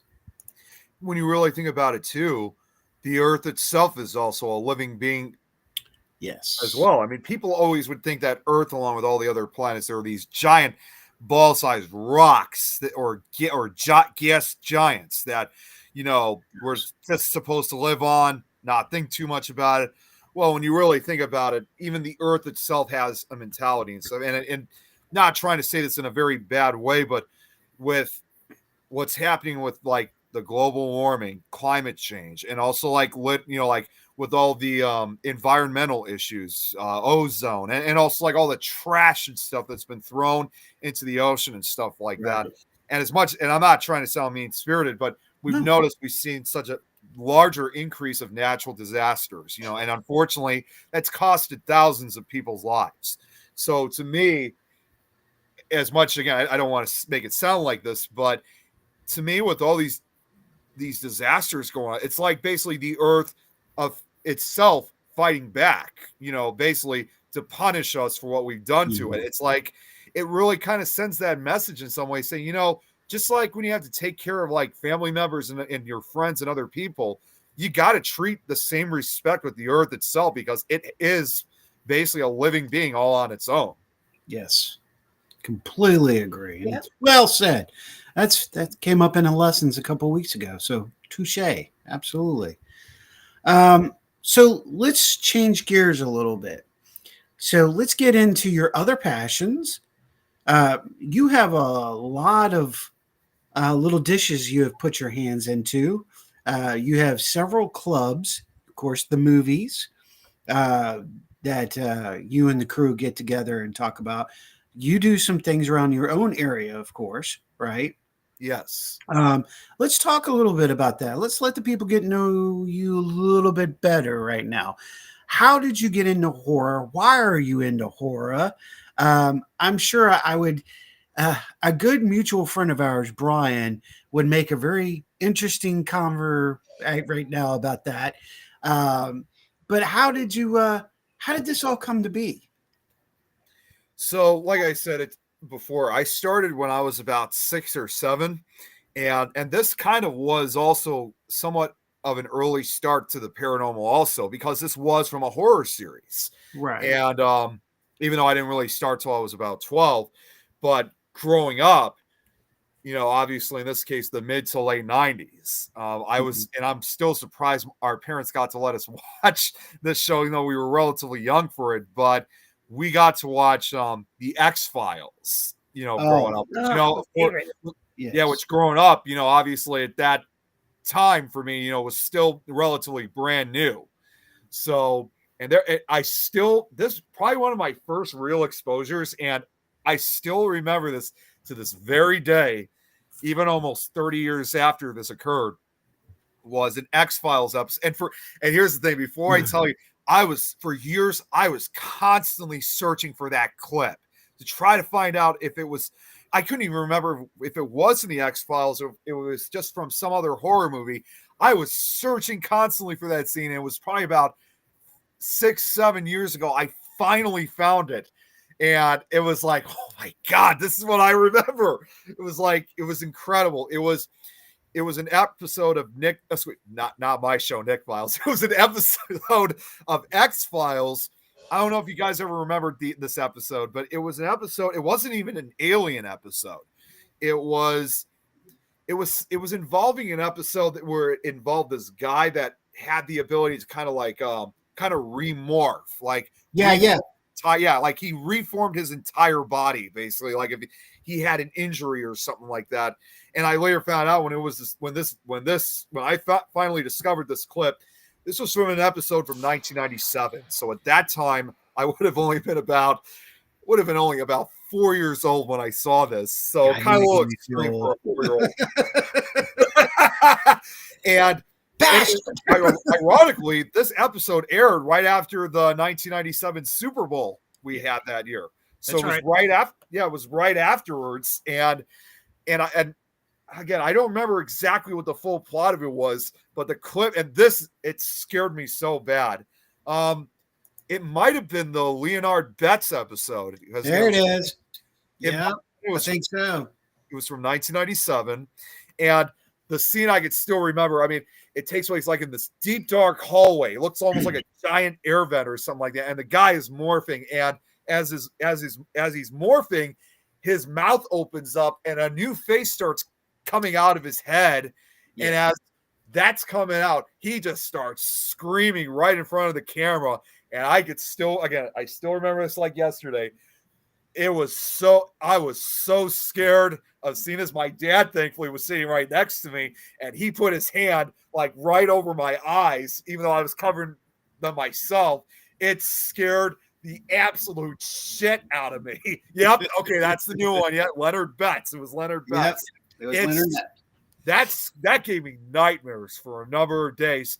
But I guess even though I was only 4, the feeling of being scared, I think, is what really got me into it. I started watching some of the stuff again, like they were more innocent related. Also, growing up in the 90s, I know it's not necessarily horror, but it does have horror elements to it. And I still watch it to this day. In fact, I was also exposed to The Nightmare Before Christmas, which, was much bigger even back then than now, because that was when it was just a few years old. So it kind of, those two particular films, if you will, got me involved in horror. And that's when by the time I was in my, not necessarily drift away, but I wanted to start exploring more, like with a lot of the adult horror films or teen films, if you will. So, movies like Friday the 13th, Nightmare on Elm Street, Halloween, Night of the Living Dead. And I actually watched a few episodes of Tales from the Crypt too. So I got exposed to a lot of that at a young age. Same. My parents let me watch horror movies as I was young as I can remember. And it's almost like I liked the fear, like, because they never kept me up at night, but it would make me, I don't know. They just never bothered me. Yeah. I mean, obviously my parents, I mean, when they noticed that I wanted to watch the stuff, typical of any parent's expectation, like anyone that's getting started into horror at a young age, they said the usual thing to me that I shouldn't be watching the stuff because it would give me nightmares. And indeed they did, but I had a lot of fun with it. And even when I started watching these like older audience, these adult horror movies, if you will, yes, there were times that my parents were a little bit hesitant to like let me see that kind of stuff because they thought I was not old enough to see it. But they used to have and they still do it every Halloween season, although I don't think it's as good as it used to be when they used to do when they would have Fear Fest on AMC. Yeah, you got Spigoli out your way, right? Yes, we do. And I was also exposed to Svengoolie. He's actually become a very good friend of mine.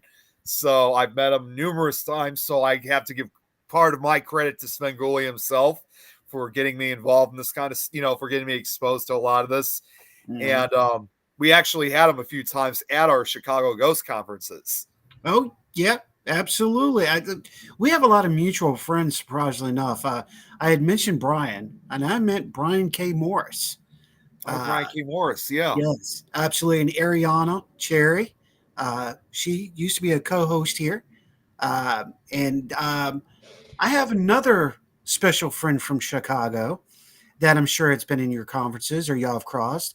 That'd be the dark and sticky Ron Fitzgerald. Yes, we have. Oh my God. It is. I love the guy. In fact, I've actually done a documentary and I had him we had him on one of our public investigations, in fact. Did you really? Yeah, I got to investigate with him. And in fact, I mean, not only have I investigated, I've hung out with him. I've even had breakfast with him, in fact, at one of the Paracons, and he's awesome. Dark, sticky, sweet he is such a sweet man. He gives so much time when he can. From the first time that Ariana introduced me to both Brian and Ron, of course they're like closest of best friends and brothers. It was like a match made in midsection Earth, if you will. I didn't want to go hell, but hey. So when you're speaking about all this, I'm with you. I know what you're saying. I know these people, and it's intriguing, that area. Now we are heading towards Chicago, and I wanted to make sure we got the movie part in before. I want to make sure we had the time. Robert says, Okay, so here's the thing. He made a comment, and Nick, this is my blood brother, Robert.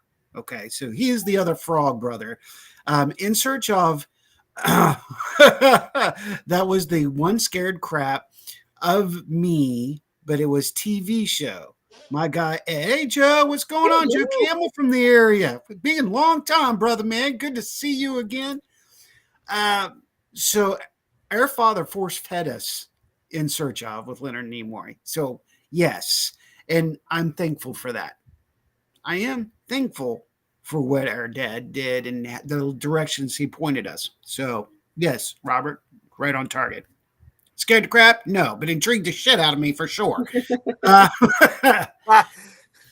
So let's talk a little bit about the book clubs, the movie clubs, and then let's get back into the ending part of Chicago. We'll talk about that in just a second. How did you come about creating the vampires, etc.? Well, the Vampires Club was, again, that was one I created. I don't have it anymore, but that was something I ran as kind of a separate club that I had, because the main club that I ran once again, like during my high school years, I actually formed a paranormal club back in 2007. And the Vampires Club, which formerly was a different name prior to that, before that, it used to be called the Supernaturals. And that was just basically like just like a typical, it was more of a clique, I would say. That was kind of more just like a social group. We'd go out, see horror movies. We didn't get to do many investigations because unfortunately they were kind of uncooperative, but at least we got to still see the movies and whatnot. Sure. But with Paranormal Club though, that, you have to remember, this was back in 2007. So this was at a time like where, yes, you still had quite the amount of paranormal shows that were running on TV and along with the documentaries, but this was still at a time when we were just kind of getting into social media, even when Facebook started to come along with everybody. There was 2007. That'd be Ghost Adventures over in Europe. Yeah, it was. Robert, it was the non-sparkly vampire club. Yeah, it had nothing to. Despite its name, it had nothing to do with Twilight, so we weren't all sparkly. But anyways, so yeah, this was at a time when we were just kind of getting into it, and there wasn't as many groups, as many pages of paranormal groups and whatnot. So it's like you had to rely on what you saw on either TV, the radio, online, or even in the newspapers at that time. That was your only way of kind of associating with, and we didn't have as many paracons, back then either as we do now. So when I came up with the idea of wanting to start a paranormal club, I was a little hesitant, but I thought it was kind of a brilliant idea. Yes, I do. I have a pasty white face. I get it. Hey, Joe, other Joe's in the chat. What's up, Joe? Is finally here. What's up, JoJo? So yeah, I was a little hesitant about wanting to start a club, and not surprisingly, when we first started this club back in 2007, which again, we started around October. So once again, as you would imagine, the reactions. So when we started in October of 2007, obviously both students and staff didn't really take us seriously very often, because they thought it was just they thought it was just a Halloween type of event or some kind of Halloween party. But then as time went on, that's when more interest started growing. Although the first few times when I first started, I just didn't get that big of a turnout. It probably really wasn't until I entered my second year of high school that I really started revving it up. And there was one time that I had, I'm not even joking, well over 30 to 40 students that came out to it. Which, even though it's been many years now, I still consider that one of my best. And in fact, that one meeting we had, and I know a lot of people have a lot of different opinions on it, we actually did an Ouija board session, and it was a little bit hard to tell if we actually were getting responses or having some kind of activity, because you have 40 students circled around the Ouija board. They're all putting their fingers, just one finger each on the planchettes, and it's moving. It's like, I can't, it's kind of hard to tell if it's actually moving on its own, or they're pushing it. But yeah, that's how it really started for me with these clubs. And I'm proud to say, like I said, I started back in 2007. That club is still running to this day, almost 20 years later. That's what I'm talking about. Nickos, what's up with the bummer bowling? Bummer bowling. I was bowling last night with friends. Although I've been using crutches for a while. I can see a wheelchair. Yeah, I had to use a wheelchair. And this was a wheelchair that, you can't drive on your own, if you will. I couldn't spin the wheels. So I had to rely on somebody to push me. And I got a couple spares, but no strikes, sadly. I got two videos I was going to try to upload later tonight to people to check out, because they're funny as hell. All right. Now we've gotten into the movies. We've gotten into the paranormal. Now let's talk about your an upcoming podcast. You working with, let's give the props to Things Paranormal and the Things Network out there. Okay. And then we'll move into the last question I have for you tonight. So how did you get involved with Things Network, and what shows you got coming out? What are they about? So how I got involved with Things Network, and Jeremy, I know he's still watching, so he's going to know this all too well, is that I not only did I get involved with it, but I actually helped create it alongside him, as well as a few others, now almost 4 years ago. When I was talking earlier about the investigation that we had at in Salina, Kansas. Yeah. In fact, this was it was prior before the investigation. There were some issues that were going on because before that, Jeremy and I used to be part of another network. And again, this was basically around the time when these paranormal networks were forming, pretty much because, just the year before when COVID hit, we couldn't go out and investigate. We couldn't do the paracons and stuff like that. So people started doing all these, these podcasts, which I became a frequent guest on numerous occasions. And then I came across this one network, which Jeremy was not a part of just yet, but some of the others were. And I just remember thinking to myself, oh man, I really want to be a part of that. So I started becoming a lot more of a supporter. You got the bug. You got the bug. Yeah. So I started being a big supporter for this network. I was becoming like a huge fan. I would always comment. I would do as much as I could. And that obviously, of course, once again, got me a few times as a guest on some appearances. And I even told myself that if I wanted to join this network, I knew it was going to I knew immediately that other than guest appearances, it was going to take some time. This was not something that was going to happen overnight. I just had to tell myself, let it work itself out. You continue doing what you're doing and you'll eventually get there. And not only that, it also, so I lost my train of thought for a second.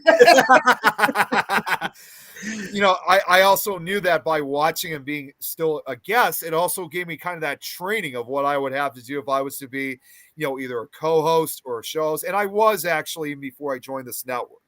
When I finally joined, it was a lot, I had a great time, but like I said, things fell apart. It wasn't doing so well. So now fast forward to when we were in Kansas, Jeremy and I were discussing this, although Jeremy would also say he was talking to another investigator from New Mexico, and she originally gave this idea to him, and then he passed it along to the rest of us. And while because Jeremy was also my ride, as we were driving back home to Illinois and Indiana respectfully, that's when we came up with the idea of wanting to start a network of our own.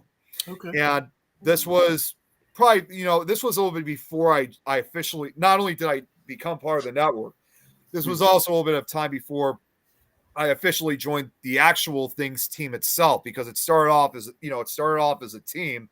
Right. I was with a different group that I was trying to run, but that was falling apart. So a few months later, I officially became part of the Things Ghost Society, and I now officially run an Illinois chapter of Things.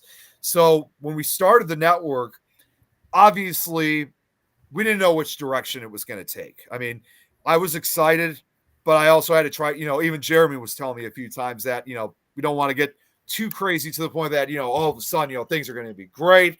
It's going to go, we're going to have so much success, no problem.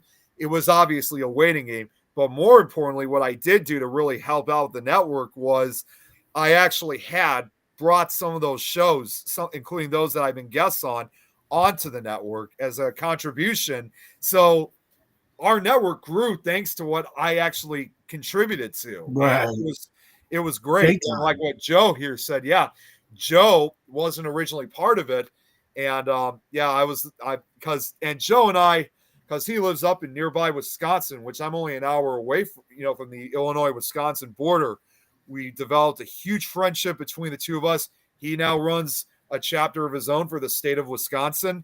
And, it's been great ever. And for the longest time, Joe, who has his own podcast, before all this, he was part of another network, but unfortunately that didn't go so well. And he originally vowed that he was not going to be a part of another network afterwards. But thanks to the friendship and, all of our conversations I've had with Joe and what we and the rest of the network have done, he decided to join us, and he's been with us ever since. I think it's like this. Let's look at Game of Thrones for a second. The houses. There are certain kingdoms and houses that you belong, and there'll be some that you don't. You'll create that kingdom for those who wish to be a part of it. And for those who just don't fit in, there's another house that you can join. And that's, Jeremy, this is going to go out to you. If there's one thing I would tell any of my hosts, and I do it all the time, and this is how I built this network, its foundation. It doesn't matter if it's 1 or 1 million. Somebody is listening, and you could change their life. And that's what I tell everybody on this network, because we are giving a voice to those people who may have not had that chance to give a voice. We, not just Rift. I'm saying Rift. I'm talking UPRN. I'm talking Things Network. I'm talking about Spiral Sacred. I am talking about all of these networks. And I think it's a beautiful thing. We have this chance, this opportunity to help others, teach them, mentor them, explain to them, pass on our knowledge and our experience. And and what's great about Things Network, I mean, since the time that we started this network almost 4 years ago, not only have we still been getting more shows and of course more supporters and viewers, just like, in the case like when Robert was watching, we've gotten people from all over the world watching us. In fact, we might even have just recently, we got some new viewers that are watching, as well as a new potential one. And get this, these are viewers that are coming from the Nordic countries. We've had people now from Norway, Sweden, Finland. We got Mary. You got Mary that's over there. Yep, Mary from the Netherlands, which they run a show now on our network, and it's amazing how we now have expanded to practically 4 continents throughout North America, Europe, Asia, and Australia. We almost did, I know it's not a continent, but I'll still say we almost did get our first, probably the only paranormal podcast that I know of from Central America, Honduras to be exact. Oh, wow. So, yes, obviously it would have all been in Spanish, but I thought that would have been like a different direction. So we almost got our first show from Honduras, and we also almost did get our first show from South America, in Uruguay to be exact too. Okay. So, and the guy that runs the podcast from Uruguay and South America, he actually runs Paracons in that part of South America. And so, and we're not talking just Uruguay. He's had people, in addition to investigators from Uruguay, he's also had them from Brazil, from Chile, from Mexico, from Colombia, like Bolivia, Colombia. I mean, it's like, and I look, and he showed me some videos of what the event, and it looks just like the Paracons we have here. Right. Obviously, only difference is it's all in a different language, but even some of it, the theatrical is better. Yeah, well, and even their banners are still in English. It's amazing. Yeah, that's amazing. And I would, oh man, you start thinking those locations, their belief systems are so different. I even said to him, unfortunately, in some ways, so that's so cool. unfortunately, both these investigators, they've been kind of a little bit hard to get a hold of now recently. But I did say to the South American investigator, I was like, if there was some way if I'd be able to get down there, I definitely would, because I would love to be at one of those Paracons down in South America, because it just, again, they looked no different than their American counterparts. Very cool. So we're coming up on the top of the hour. We're almost there. So I definitely wanted to put my fingers into Chicago. And with that being, God, that was bad, wasn't it? That was bad. At least I didn't do that. So with that being said, Chicago, one of the most notorious cities and states for crime and for the mafia, etc. I'm sure that city has given you, or is giving you guys, like the big apple blossom festival of, you like that? That was good, wasn't it? I'm laughing at Jeremy's comment. I missed it. Oh man, I'm way behind on the comments. Good Lord, sorry, you guys. Yeah, I was reading what Jeremy said too, because he's adding more about what made us form things. Which were you putting those things? Yeah, okay. I'm sorry you got all right. Probably a good thing I missed these. So, what is it like doing research in Chicago? The research in Chicago is really fascinating. In fact, in 12 years from now, Chicago will be turning 200 years old, because the city was founded back in 1837. So, although the state of Illinois has already turned 200, the state was founded in 1818. So, in fact, I actually attended one of their ceremonial events for the 200th birthday of the state. Okay. So, back in 2018, of course.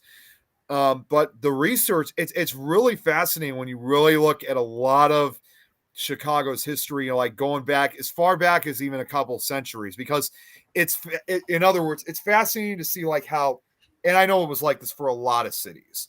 It's fascinating how it just started off as nothing more than just a tiny village. And here we are now that have all these skyscrapers all over the place. It's grown several miles. In fact, we're still building new skyscrapers. So within the matter, I would say, I've seen pictures, in fact, of like what Chicago would look like let's say by 2050. Chicago's going to be even bigger than it already is.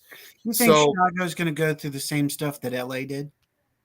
It probably could, but when it comes to the crime and stuff like that, unfortunately, we still have a pretty bad crime, surge in this area. I always said for the longest time, I thought Chicago was the most violent city here, like in the entire U.S. Now I found out it was more of, I think it was Jackson, Mississippi. I think that has more of it, I think.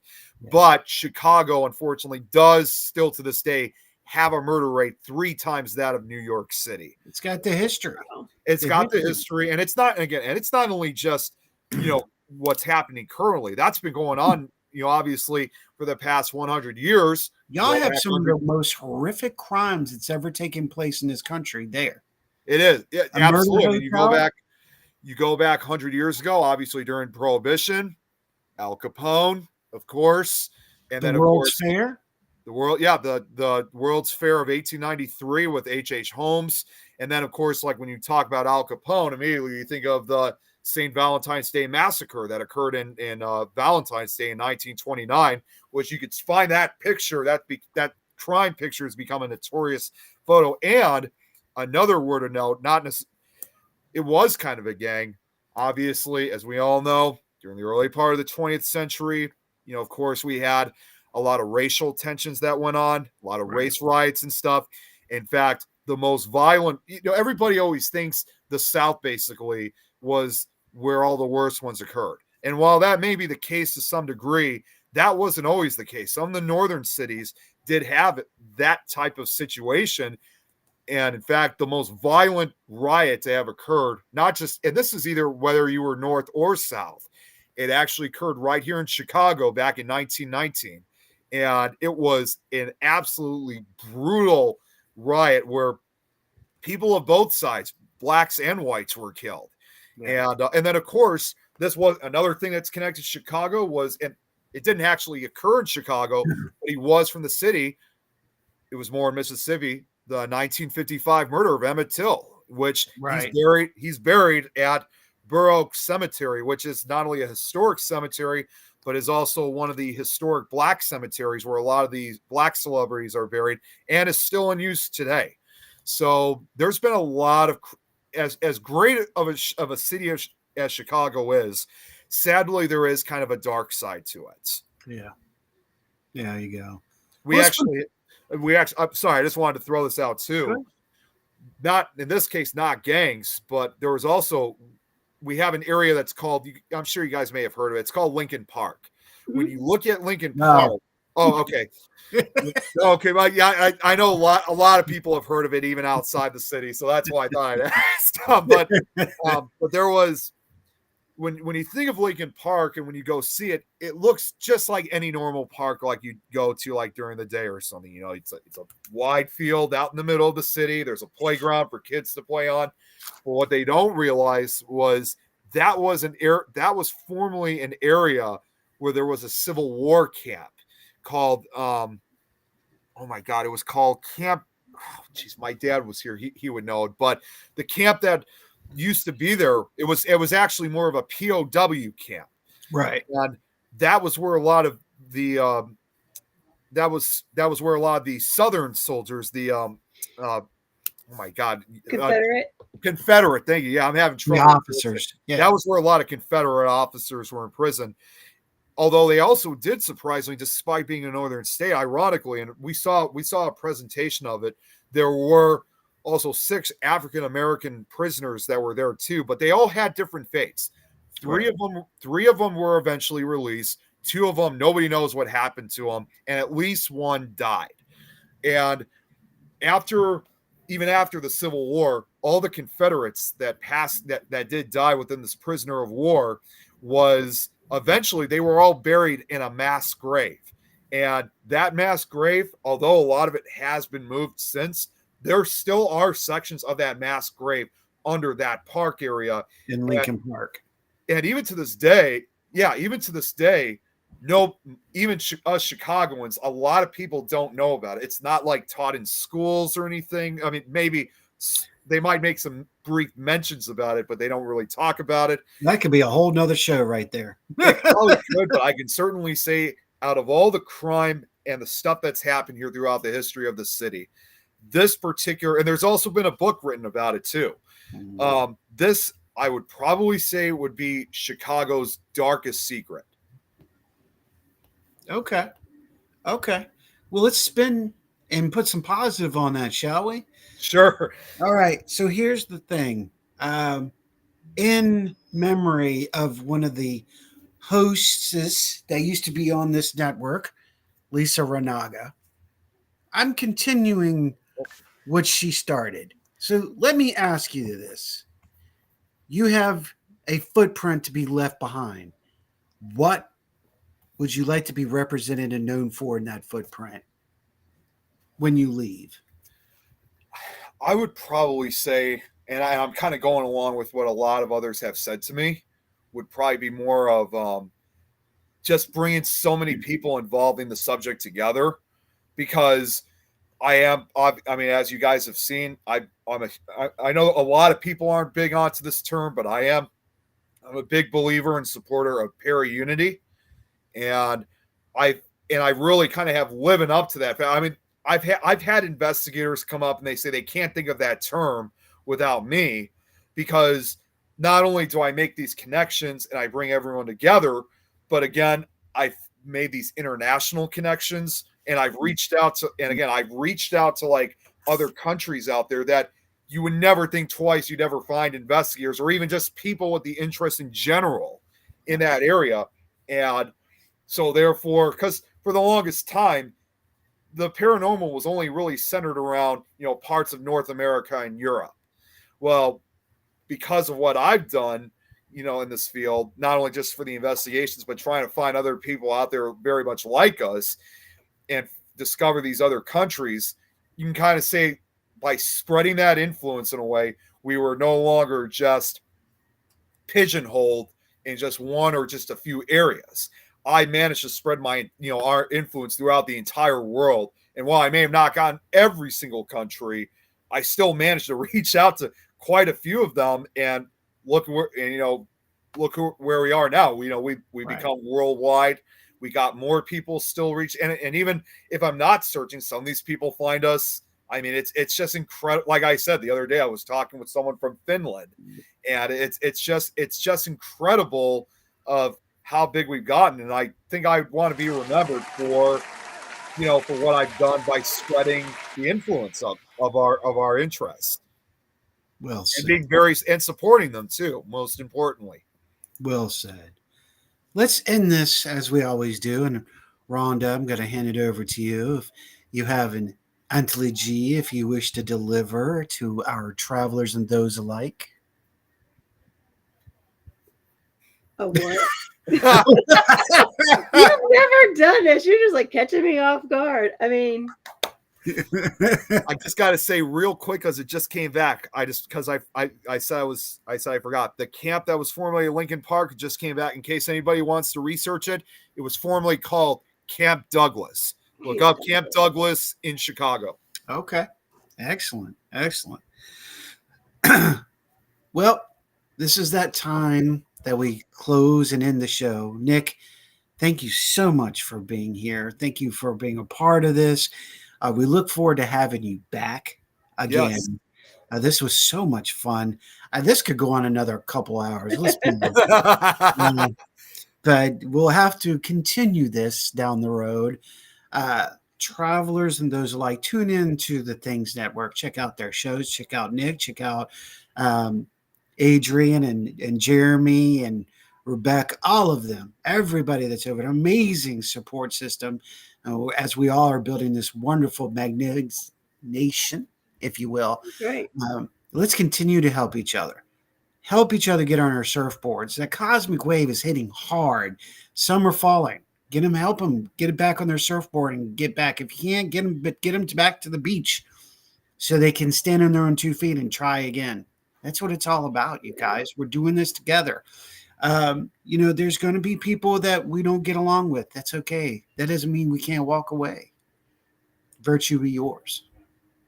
Be good humans. Absolutely. And on that note, I gave her a chance. You heard me, Nick. I gave her a chance to give him. You just caught me like we've never done that. You caught me completely off guard. I'm like, huh? Now I got you. Come out with a tidbit. You got to warn me. I have to be eloquent, Rhonda. You have to warn me. Don't worry. Now you've been warned. Got it. Next Sunday, we have the creator of Things Network as we continue our celebration of Things Network joining us. And here soon we'll actually have Adrian on as well.